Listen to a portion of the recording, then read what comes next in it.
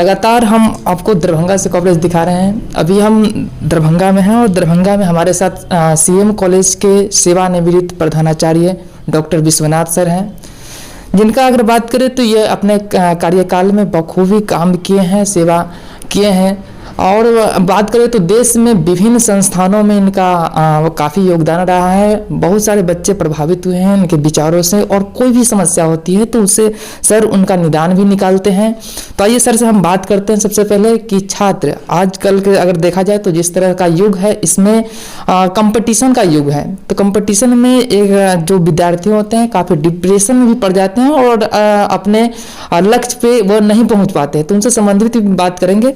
सबसे पहले sir, news India में आपका स्वागत है जी।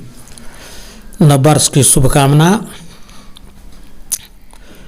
देखिए, अभी उत्तर बिहार या पूरे बिहार में दो तरह के विद्यार्थी हैं। तो दो तरह के विद्यार्थी में एक हैं जो गलत लोगों के सहारे के जरिए आगे बढ़ना चाहते हैं, जिनको पढ़ने लिखने से कोई मतलब नहीं है और केवल डिग्री प्राप्त करना चाहते हैं, पैसे के बल पर, प्रभाव के बल पर, जुगाड़ के बल पर। तो आज का जो ये चर्चा का आपने विषय रखा है, तो उसमें ऐसे लोगों से हमारा कोई ताल्लुकात कभी नहीं रहा है। सबसे कठिन दौर में हमारे बिहार में जो अच्छे विद्यार्थी हैं, उनके सामने में बहुत चुनौतियां हैं। कॉलेज में परीक्षा भवन नहीं है और परीक्षा का केंद्र बना दिया जाता है। परिणाम यह होता है कि पूरा कार्य दिवस जिसमें बच्चे पढ़ते, वर्ग स्थगित हो जाता है। इसके लिए मुकम्मल तौर पर कोई प्रबंधन बिहार में नहीं हो रहा है। कहीं कहीं परीक्षा भवन अगर बन भी गया है तो उसका उपयोग अन्य कार्यों के लिए होता है, परीक्षा के लिए नहीं होता है। तो विद्यार्थियों का जो सिलसिला पुस्तकालय से होना चाहिए, शिक्षकों के से मार्गदर्शन प्राप्त करने का अवसर उनको नहीं मिल पाता है। क्लासरूम में बैठ कर के जो उनका व्यक्तित्व का विकास होता और पढ़ने पढ़ाने का सिलसिला चलता, उसका लाभ नहीं होता है। तो इस तरह से ऐसे विद्यार्थी जो तेजस्वी हैं, प्रतिभाशाली हैं, कुछ कर गुजरने का मादा लेकर के कॉलेज या स्कूल में जाते हैं, तो उन्हें बहुत निराशा का माहौल मिलता है और लगता नहीं है कि आखिर हम क्या करें। तो क्या करें, इसी संदर्भ में अभी मेरा पूरे बिहार में एक तरह से मोटिवेशनल स्पीच चल रहा है विद्यार्थियों के बीच में। इसमें राजनीति से कोई लाभ होने वाला नहीं है। इसमें तात्कालिक जो लोभ लाभ है उससे भी कोई फायदा नहीं है। समय है कि बढ़ता समय को कोई बांध नहीं सकता है। अवसर उनके हाथ से जा रहा है, वो क्या करें। तो जो प्रतिभाशाली विद्यार्थी हैं और जो प्रयोग करना चाहते हैं जीवन में और जो चाहते हैं कि वो देश का, अपने परिवार का नाम रोशन करें, उन लोगों के लिए यह चर्चा है। उसमें पहला है कि जागृतम भयं नास्ति। जो जागरूक हैं तो उनको कोई भय नहीं है। जागरूकता से तात्पर्य है कि सबसे पहले विद्यार्थी को, लड़का हो या लड़की हो, कोई भी हो, तो उसको उसके भीतर में क्या है, खासियत क्या है, प्रतिभा कैसी है, इसके बारे में उसको स्पष्ट जानकारी होनी चाहिए। और अगर अंतश्चेतना में झांक करके देखे तो उसके दिल से ही, हृदय से ही, मन से ही, प्राण से ही यह स्पष्ट होता रहता है। दूसरे से उपदेश लेने की ज़रूरत नहीं है, किसी से पूछने की ज़रूरत नहीं है। जो अंतश्चेतना है उसी से मालूम आप कर सकते हैं कि आपको क्या करना है। तो तय करना होगा। अगर आप शिक्षक बनना चाहते हैं तो तय करना होगा और फिर उसी दिशा में आपको चलना होगा। अगर आप प्रतियोगिता परीक्षा के जरिए, कई तरह की प्रतियोगिता परीक्षाएं हैं, यूपीएससी का है जिसमें लोग भारतीय स्तर के प्रशासनिक क्षेत्रों में जाते हैं, प्रादेशिक स्तर के भी लोक सेवा आयोग हैं, बीपीएससी है तो उसमें प्रांतीय स्तर के प्रशासन में आप जाते हैं, बैंकिंग सिस्टम है, रेलवे है, समाज कल्याण है। तो इस तरह से कई क्षेत्र हैं जिसमें आप जा सकते हैं, लोग जाते हैं। एक क्षेत्र लेकिन बहुत ही खुला हुआ है और उस क्षेत्र में अगर आप प्रयोग करेंगे तो आप खुद भी आगे बढ़ेंगे और ज़माने को भी बढ़ाने में सहायक सिद्ध होंगे। वह आप पर निर्भर करता है कि बहुत सारे विद्यार्थी ऐसे होते हैं जो नौकरी करके और सामान्य गृहस्थ का जीवन व्यतीत करके उसी में रहना पसंद करते हैं। कुछ लोग होते हैं जिनमें प्रबंधन का कौशल होता है, प्रबंधन का गुण होता है और प्रबंधन के जरिए कोई स्टार्टअप शुरू करते हैं, कोई बिजनेस शुरू करते हैं, कोई संगठन खड़ा कर लेते हैं। स्कूल में नौकरी करने से अच्छा होता है उनके लिए कि किसी स्कूल का विकास करें,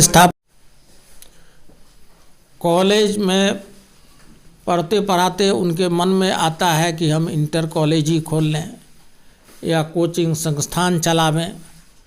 तो इस सब से क्या होता है कि उनको नौकरी के लिए दौड़ भाग नहीं करना पड़ता है। बहुत सारे लोगों को नौकरी देते हैं, उनको साथ लेते हैं।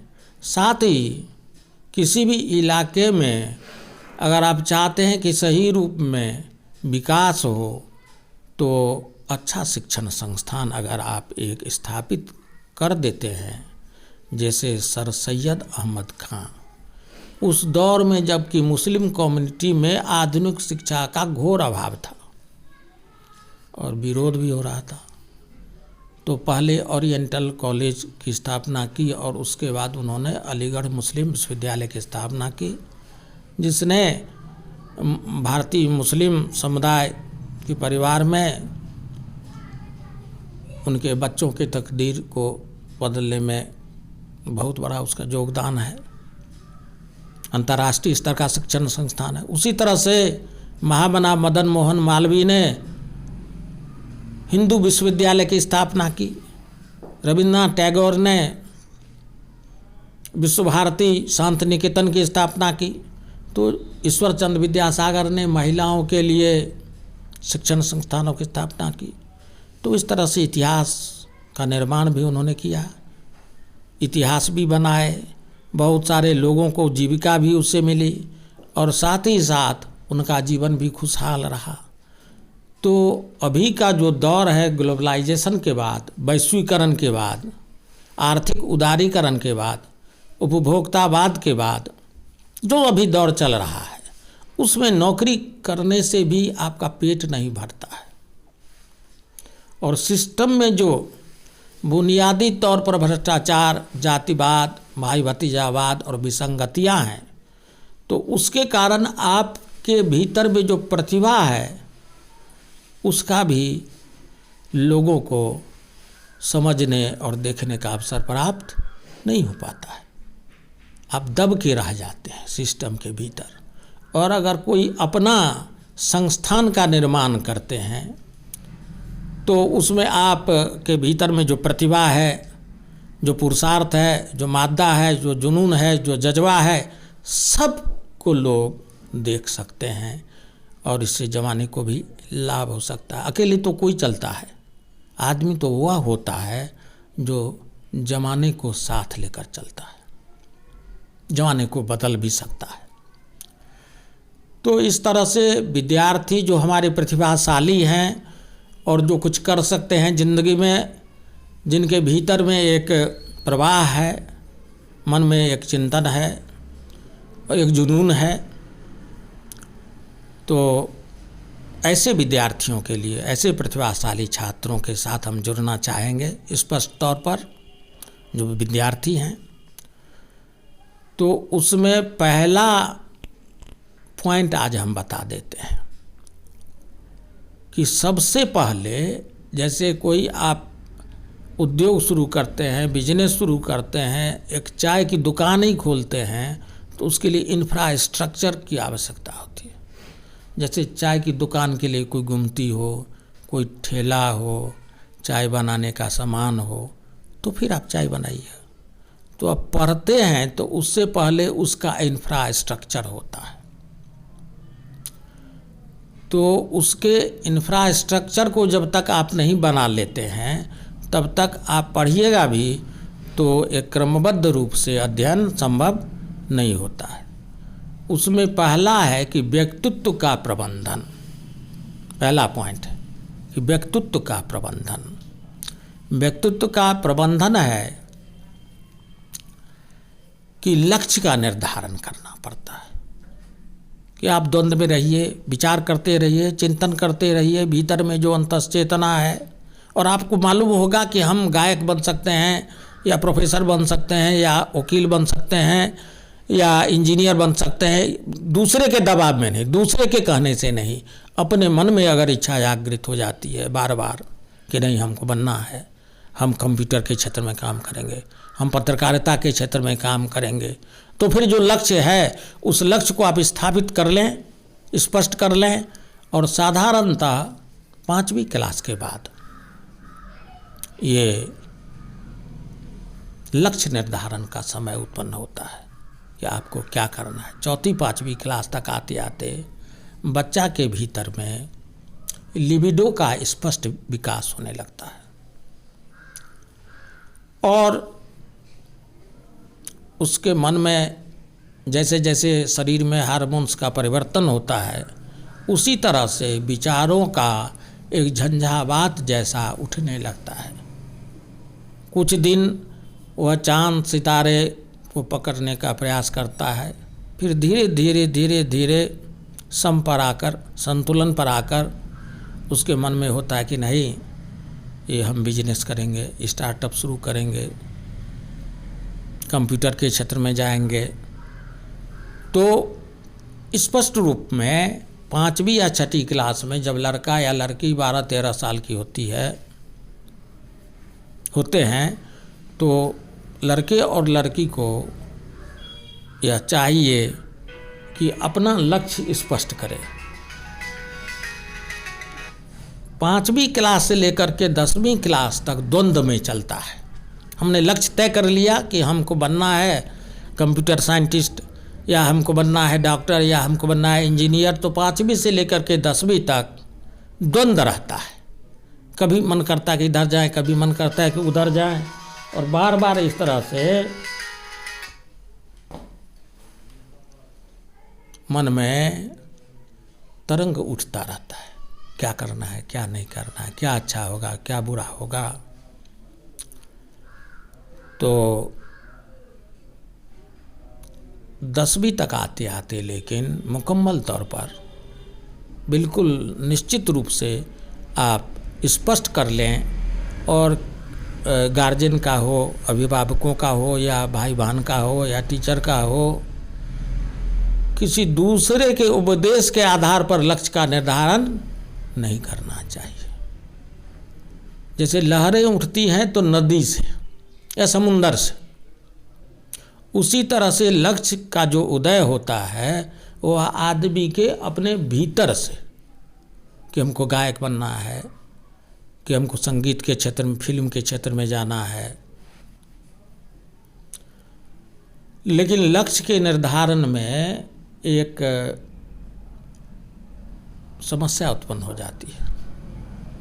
यह समस्या पूर्व के ज़माने में भी, पहले के ज़माने में भी लोगों ने अनुभव किया, लेकिन जो वर्तमान अभी माहौल है और युग है और जो समय है, जो संचार क्रांति का उदय हो रहा है, तो उसमें यह समस्या बहुत तेज़ी से बढ़ती जा रही है। हमारे साथ जुड़ गए हैं पत्रकारिता क्षेत्र के नामचीन व्यक्तित्व अफजल खान साहब, आइए ना। और उनके साथ कदम से कदम मिलाकर चलने वाले पत्रकारिता के क्षेत्र में मुशारिफ साहब, आप लोगों का स्वागत है। बैठिए, आइए मुशारिफ, बैठो। तो इस तरह से लोग जुड़ते चले जा रहे हैं, विभिन्न क्षेत्र के लोग, ये सिलसिला चल रहा है और देश भर के विद्यार्थी जुड़े हुए हैं, प्रतियोगिता के क्षेत्र के भी, प्रबंधन के क्षेत्र के भी, और जो लोग अपना स्वतंत्र बिजनेस व्यापार करना चाहते हैं ऐसे लोग भी। तो 5वीं से 10वीं वर्ग के बीच में 5वीं में ये उदय होता है कि हमारा क्या जाना कहाँ है, क्या करना है। मेरे पिताजी ये करना, ये नहीं करेंगे हम, चाचा ये करते हैं, भाई ये करते हैं, दोस्त ये करते हैं, शिक्षक ये कहते हैं, तो एक उत्पन्न होने लगता है, ये करेंगे वो करेंगे, ऐसा करेंगे वैसा करेंगे। लेकिन यह द्वंद्व का मामला होता है। मन पर कभी होता है कि नहीं हम क्रिकेट में खेलेंगे, कभी मन होता है कि हम नहीं फुटबॉल में खेलेंगे, कभी होता है कि नहीं हम चित्रकार बनेंगे, कभी होता है कवि बनेंगे। ये सब द्वंद्व चलता है।